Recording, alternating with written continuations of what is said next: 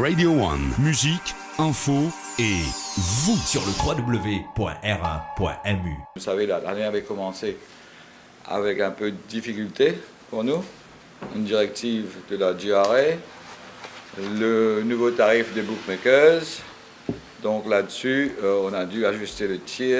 Et avec le début de l'année, on était motivés parce qu'il y avait beaucoup de chevaux, beaucoup d'investissements de la part des entraîneurs, que je remercie en passant parce qu'ils ont fait l'effort cette année d'attirer pas mal de chevaux. Et donc on a dû s'abattre, si vous voulez, sur les problèmes qui nous regardaient en ce qui concerne GRA et bookmakers. Avec les bookmakers, restons chez les bookmakers parce que beaucoup de personnes m'ont demandé des questions là-dessus. Il y a deux associations, Benoît, si je ne me trompe pas, donc, telles quelles. Donc une association est d'accord avec les directives de la GRA, donc ils nous payent 4,5%. Suivant le rapport de BDO qui a été soumis à la GRA. Donc ils ont changé la loi, modifié la loi pour imposer le taux qu'ils devaient payer au Turf Club.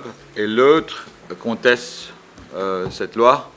Donc je crois qu'en temps voulu, la loi étant la loi, ils vont devoir comply, mais comme c'est en cours, je ne préfère pas me prononcer là-dessus.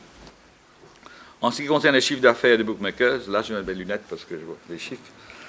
L'an dernier, à pareille époque, donc 18 journées contre 18 journées, les chiffres d'affaires des bookmakers s'annonçaient à 1,686 milliard de roupies, alors que cette année, les bookmakers avaient réalisé 1,666 millions de roupies. On peut donner les chiffres après, hein, donc soit une baisse d'à peu près 1%.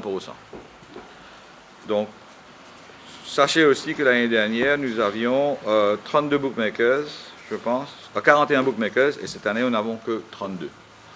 Donc 32 contre 41, si vous faites les calculs, la cune est là.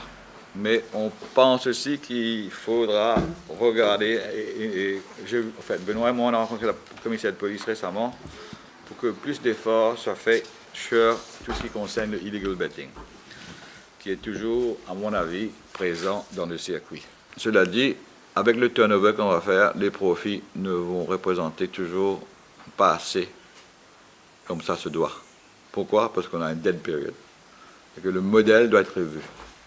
Donc, nous, on pense à plusieurs scénarios qu'on est en train de travailler. Mais je ne vais pas vous dévoiler aujourd'hui parce qu'on est en train de travailler sur ça, avec peut-être la participation du tierce parti, même le gouvernement.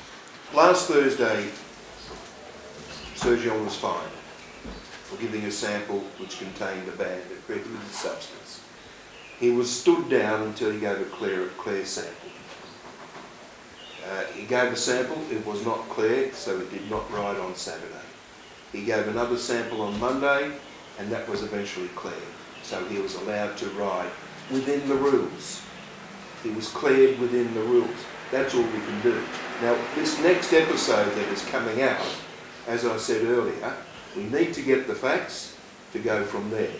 And we need to take the appropriate action when we've got the facts. I don't know the facts, because the stewards dealt with the matter, and as I say, I've read papers and heard what is supposed to have happened, but when we get the facts, we will. And certainly, if it's contrary to the rules of racing, we will take the appropriate action. Radio 1 sur le www.r1.mu.